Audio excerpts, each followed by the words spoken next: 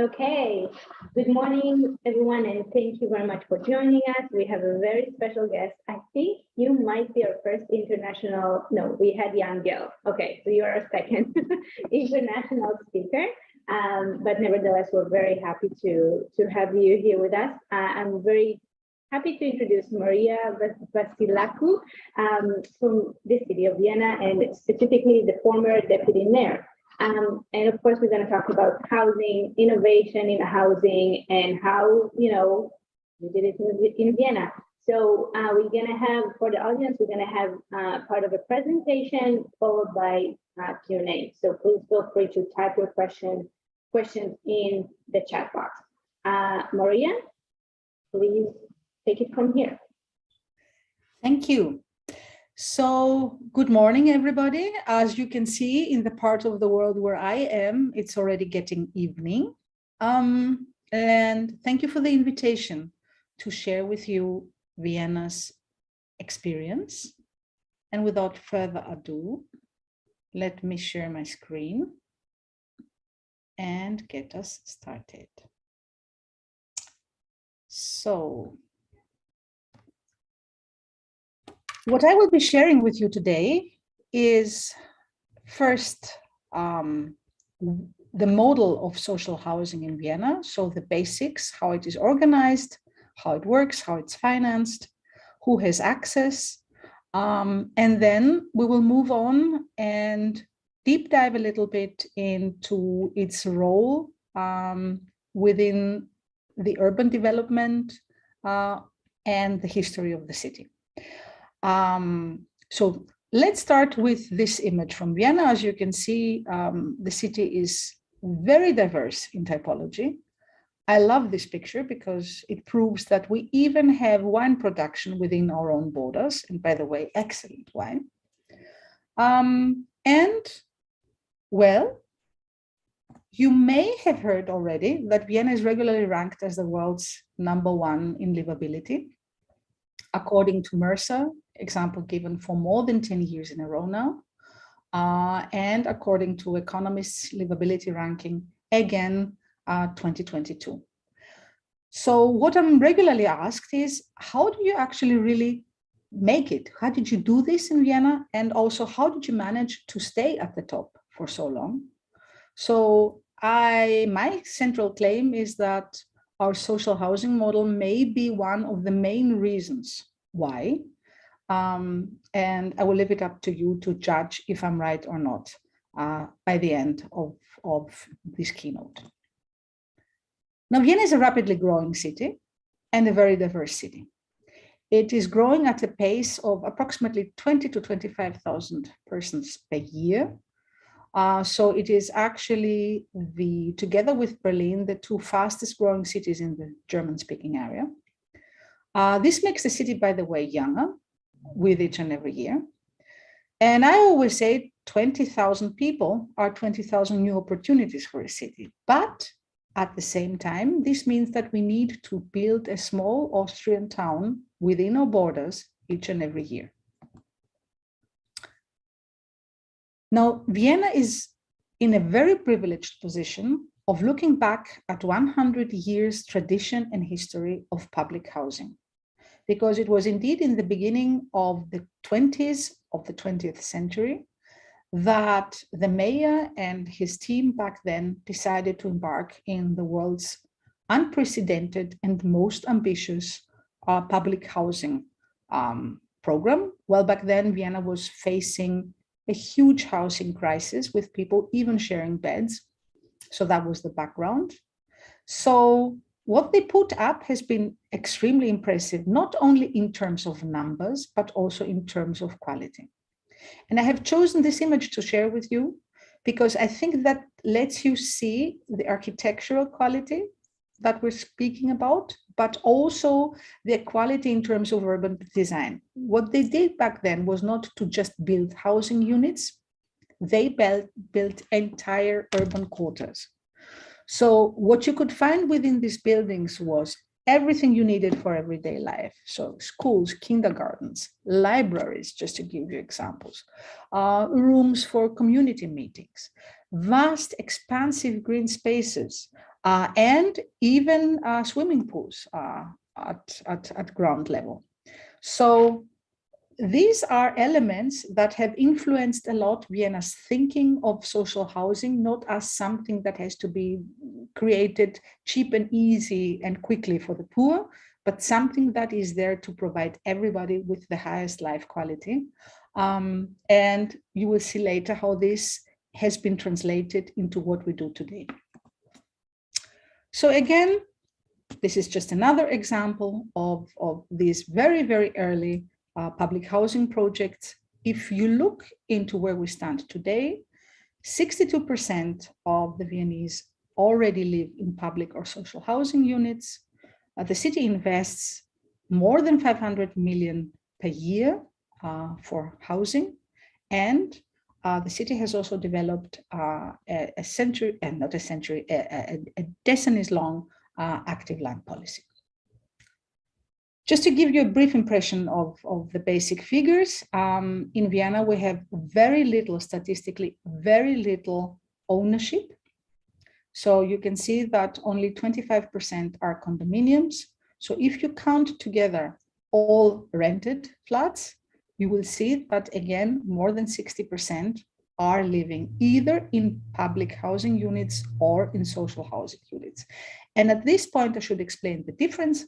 Public housing units are units owned entirely to 100% by the city of Vienna, whereas social housing units are subsidized by the city of Vienna, but owned by limited profit or non-for-profit housing corporations. In earlier years, we would call them housing cooperatives. That again receive subsidies from the city in order to construct and then own, maintain, and manage the social housing stock. And of course, due to this century-long tradition, you can see that Vienna has also a very even socioeconomic distribution. So there are really no areas that are reserved exclusively for the rich, where you would not find social housing or public housing buildings or even small neighborhoods amongst them. And there are no areas that are reserved exclusively for low-income families.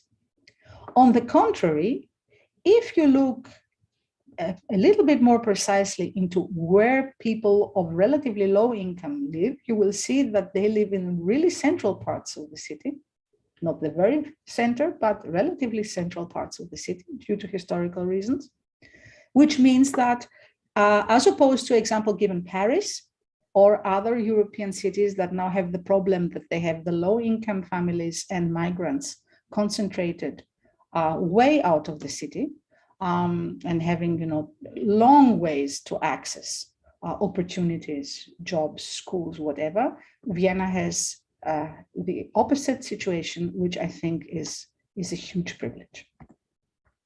And we have several former brownfield areas that are now open for redevelopment. So you can see that these are actually okay, for some reason it won't work anymore. I don't know why it won't move. I'm sorry for this. Okay, I have a problem right now. It just won't react anymore to what I'm maybe exit the presentation mode and maybe just flip the slides, even if you see the... But the bad thing is that it won't even react to the escape button. So let me finish my sentence, and then we will see how we can fix this. Okay. So so we are once again in the very privileged situation of having several former brownfield areas, example given railway areas in very central parts of the city that are not used anymore, are not needed anymore in their previous function, and are now open for redevelopment, which gives them an opportunity to create new urban quarters. And this is a point that I would like to stress at this point, that Vienna does not focus solely on buildings. It focuses on the creation of pieces of city with social housing at the heart of these pieces of city. This said, let me try to fix this. Okay. I think I understand what is happening right now. It is not even.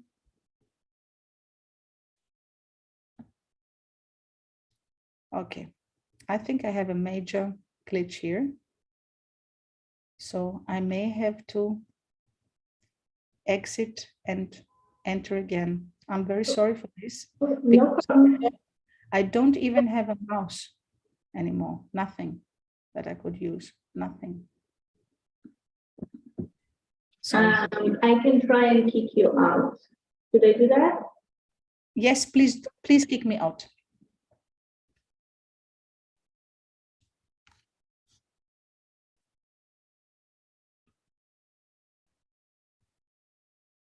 No, it says that if I remove you, you won't be able to rejoin. So I don't do that. So then I'm very sorry. I will have to leave and return. Sorry for that. No problem.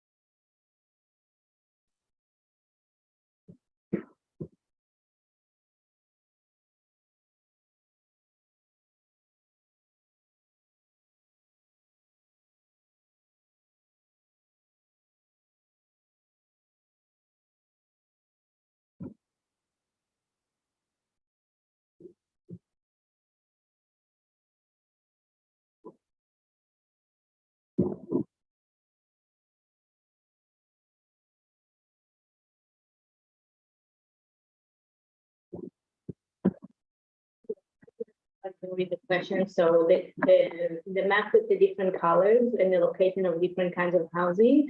Can someone explain what the colors mean? The explanation is in German, and most of us can't read German, obviously. I would say all of us. Yeah, so I was also curious about that, knowing if the 1 is the richest or 7 would be the richest, but I think it was kind of showing the different social demographics of and how it's not segregated in the city. So I just want to know which one is the edge, which one is the highest. Hopefully Maria is able to come back. And I will ask her to go back to that slide.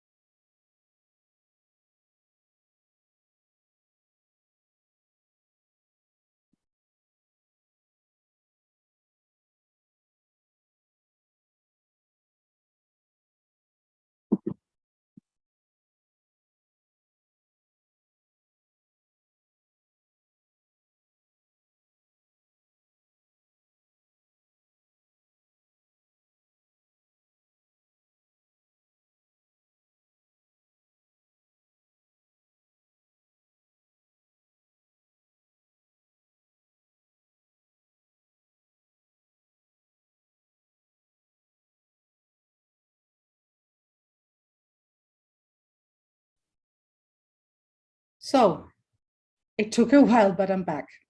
Maria, if it happens to you again, you can also share with me your presentation and I can share the screen. But let's try it again. So let me take it from here. Now, the city aims at creating additional 7,000 subsidized housing units per year. And what you can see here already is one of these new urban quarters that have been created with predominantly subsidized housing, so social housing objects. So example given, the one that you can see here in the background with the pink balconies is subsidized housing. The one back right is subsidized housing. The one in the middle is free market housing. And I bet you would never know which one is which. This so much as to what we mean by quality. Now, this is all more or less a three-pillar model. So the three pillars of the business case are, first of all, the land has to be affordable. Second, construction is subsidized by the city. And third, tenants pay entry fees. And if they can't afford the entry fees, or if the rent is still too high for them, they may receive individual grants. Let's look a little bit precise at the financing model. It is all based on a revolving fund.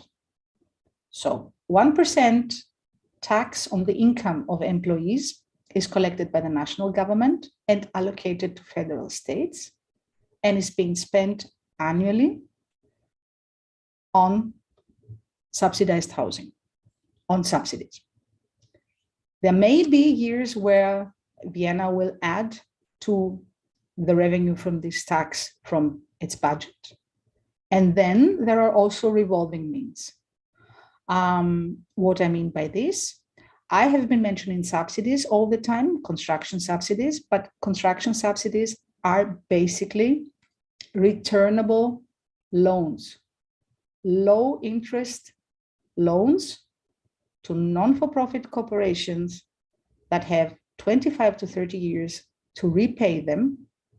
So this way, subsidies actually return and are there, of course, to be reused.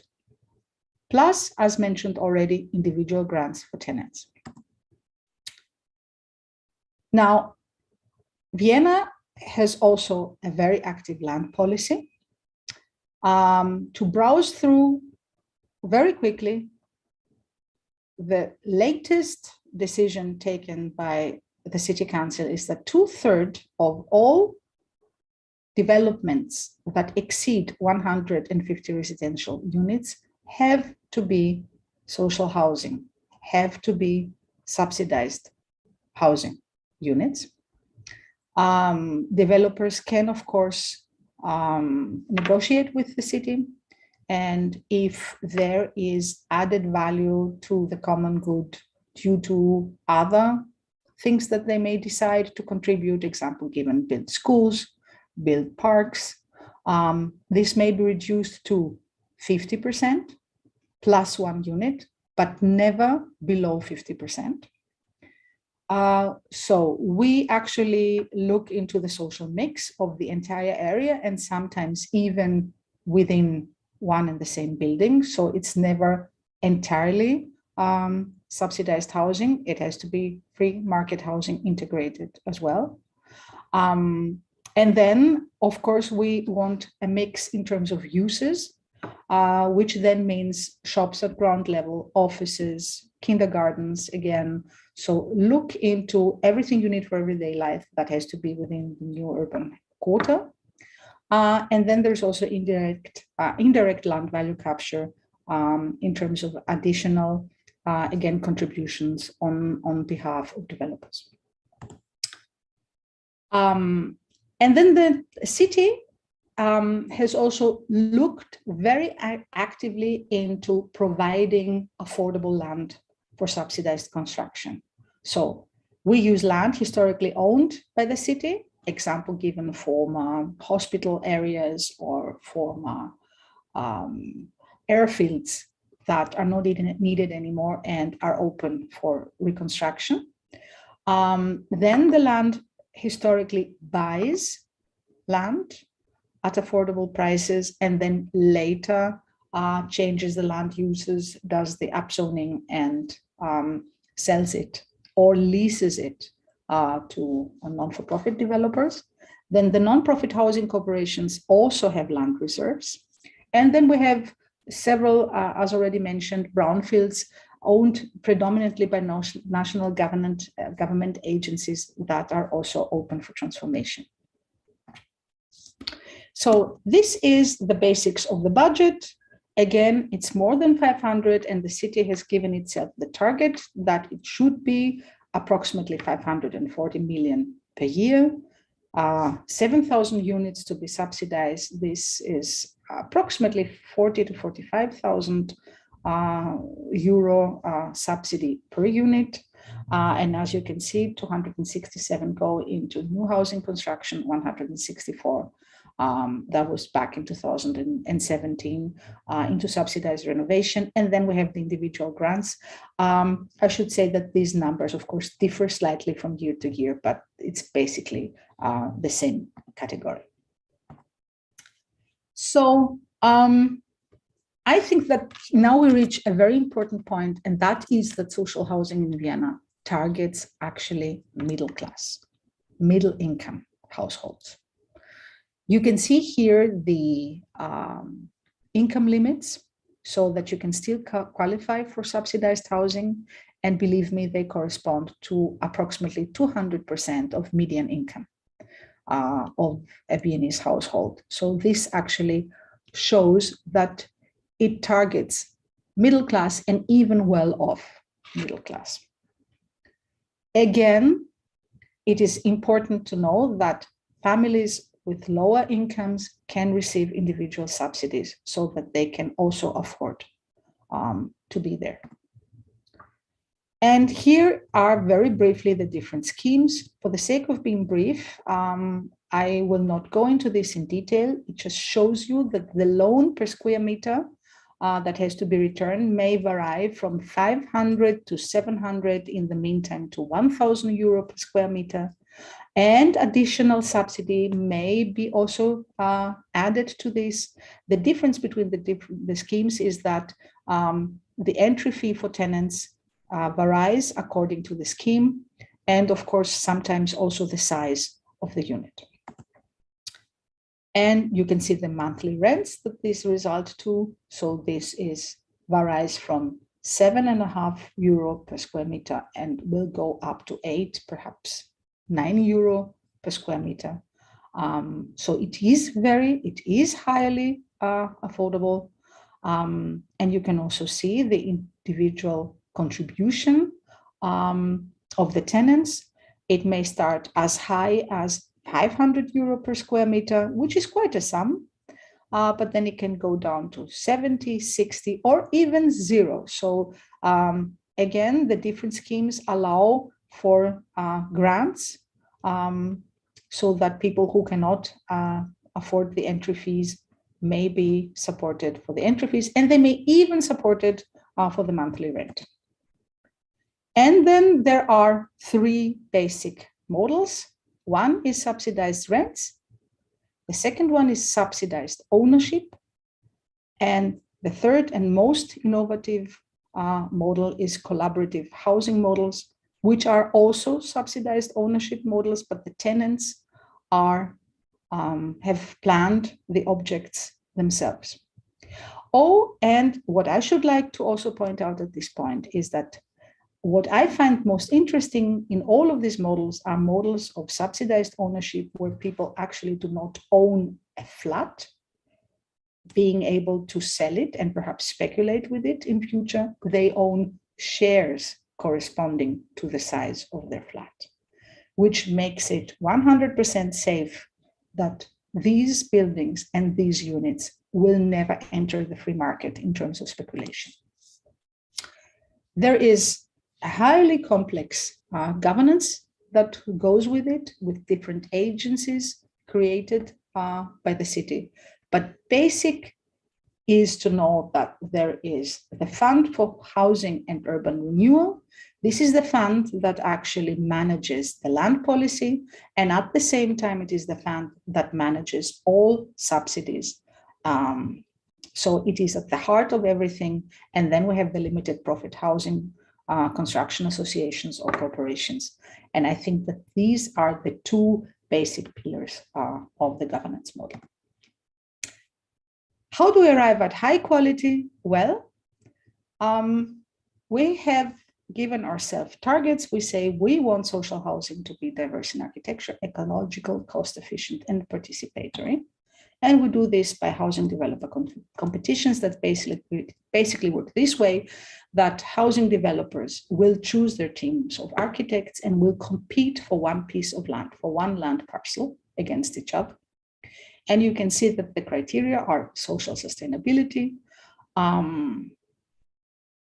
architectural quality, economy in terms of is it feasible, and ecology. And here's just an example of what may result out of these competitions. I love this project because it has not been chosen. And I love showing it because I love it. And I always ask myself, if this has not been chosen, then what may have been the quality of the ones chosen? So this said, and having another 5 minutes to go, I suppose, because we've lost, yes. I would now take us very briefly through the basic qualities of creating new urban quarters, because as I said before, it's about places for life. It's not about buildings and units. So Vienna's framework strategy on the way to 2050 has been to put it in one sentence, provide quality of life to everybody, affordable to everybody, and not just to the exclusive few who can afford everything. Consuming as little resources as possible by, of course, embarking in innovation. But then what is life quality? I always say, well, life quality has something to do with what young families need. What do I mean by this? Well, what is it that we long for our children? We want them to be able to grow up in a healthy and safe environment, to have access to nature, to move and play freely. We want them perhaps to be able to have access and play with water. And all these things are things that we long for ourselves. If we can provide them at the heart of the city, this is what happens. You have young people moving out to the suburbs. You have cities growing as endless carpets of little houses in the suburbs. And then you have all these people ending up in their cars trying to go to work, to bring the kids to school, etc. So we have said, no, we want to do it the other way around. We want high density at the heart of the city. And we want at the same time to be a city that's good for children, because we think that the city that's good for children, in the way that I have described it before, is good for us all. So provide these qualities, vast, expansive green spaces at the heart of the city, the opportunity to move, to have access to water, to grow up in a safe environment at the heart of the city. And this is actually the threefold strategy of Vienna. It's about affordability,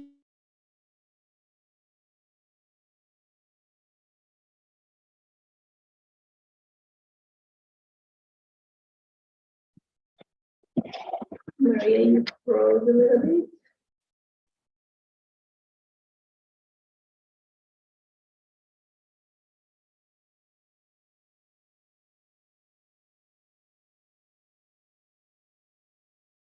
So let me take you very briefly through one case, and then we will leave it at that.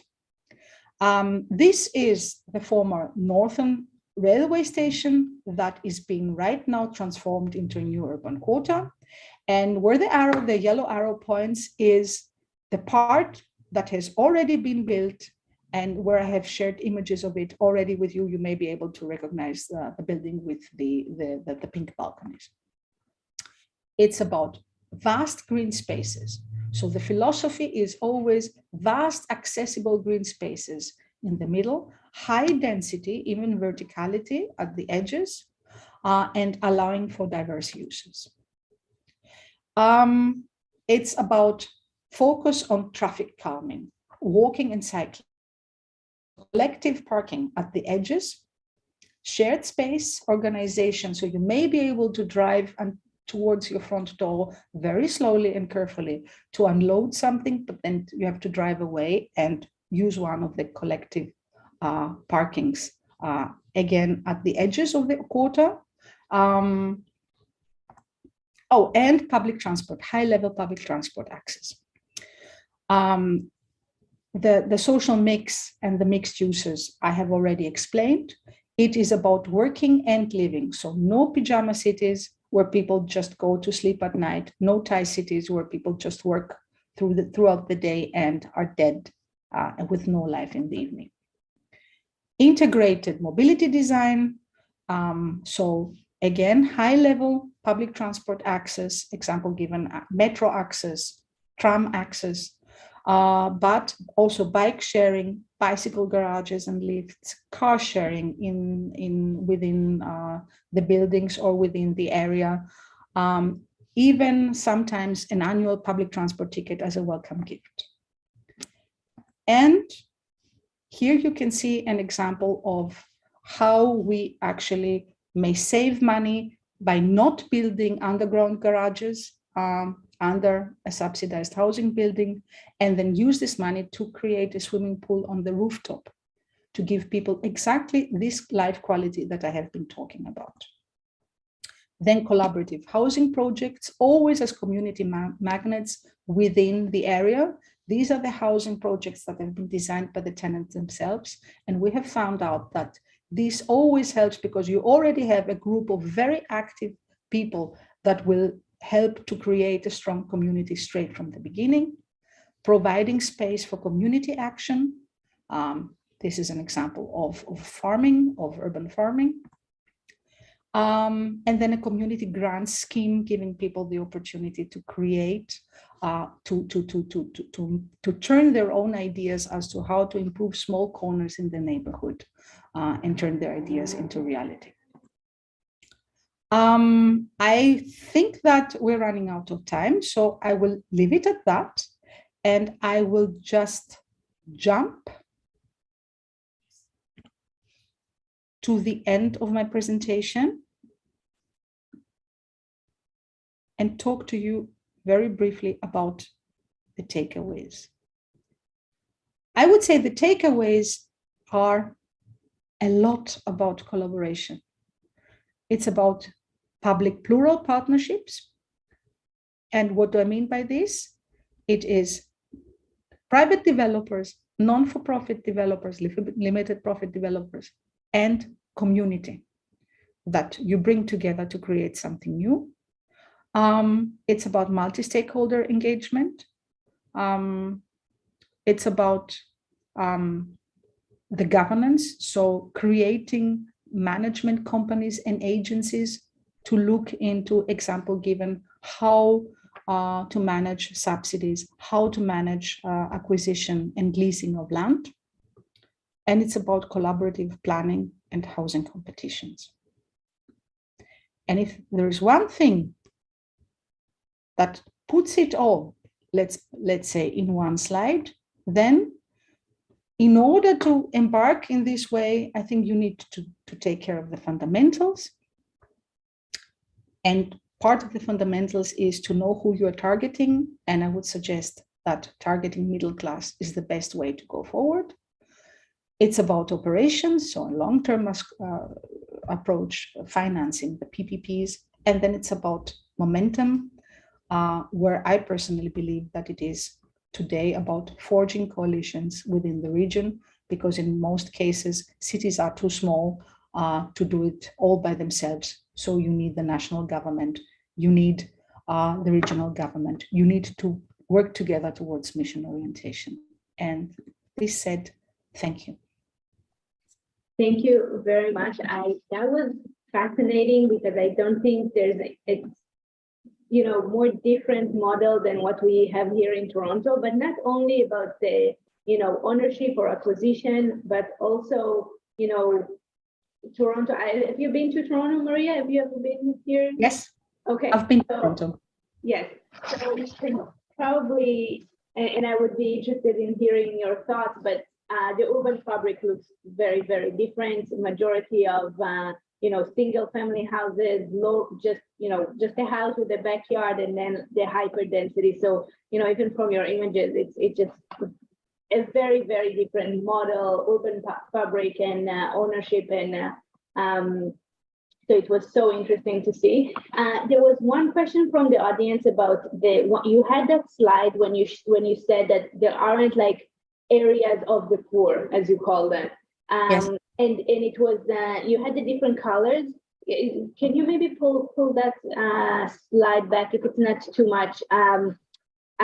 Because what the question was, if you can just give a little bit of an explanation, because the explanation was in a language that I think it was German, but yes, let me share again, and let me hope that I can do it now, because yes, slide 7, exactly. yes, exactly. So the dark blue and the orange, which one is I'm assuming the orange is the rich? Okay, so the blue, I have to read briefly, okay, Mm-hmm. are actually well off, okay? They are the well off, okay? So they are people that have no problems, let's say don't have to fear unemployment, Yes. have not so many children, example given. These are blocks with little migration back, with few people with migration background statistically, okay? Okay, interesting. That's exactly the opposite of what I thought. Right, this is what I've been, the light blue is actually more or less the same, but have more children. Okay. The green, so these are young families with children that have moved to, well, let's say the edge of the city because it's more green. Okay. Then we have the green, which is, give me 1 second because it's really important.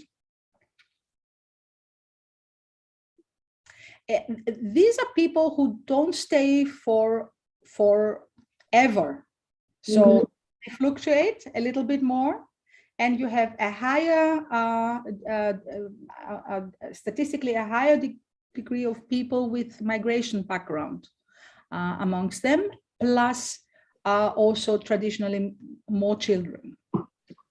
The violet is specifically migration from countries outside Europe. The magenta, pink, has high unemployment and low income. Okay. The yellow is the same as the pink, but migration background. And the orange is, I don't know.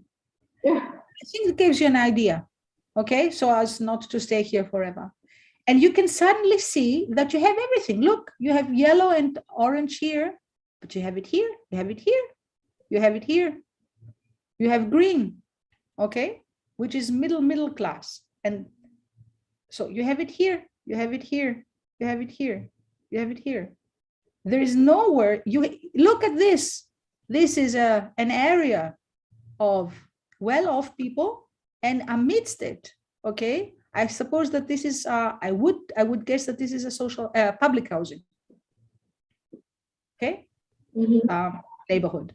So it's really everywhere, and that makes difference. Okay, the only place I always say of the city where you will not find almost no yellow or magenta is here, the very, very center, the very touristic center. And even this, if we could enlarge it, you would say, wow, we would still find social housing even at the very center.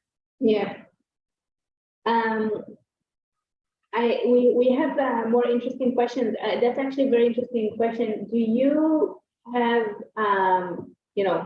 people who experience homelessness, who live in the street? Does that exist in Vienna? Well, yes and no.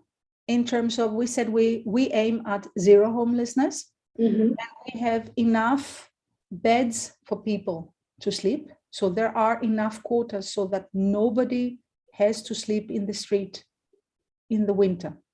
Mm-hmm. We do have people that will rather sleep outdoors because they don't want to go to the shelters. Mm-hmm. But we have enough shelters for everybody. Yeah. What we do is we have a program that tries to take people out of homelessness and put them into first supported housing schemes and then later on into public housing. My next question is that about sustainability, such as net zero, energy, solar, zero carbon. Is that are these features that are incorporated into new development? Well, the city has given itself the target to become carbon neutral by 2040. Mm-hmm. So, of course, large parts of this strategy correspond to standards for social housing and subsidized housing, and they also correspond to standards for retrofitting. But as you can imagine, it's a huge challenge. This is a challenge worldwide.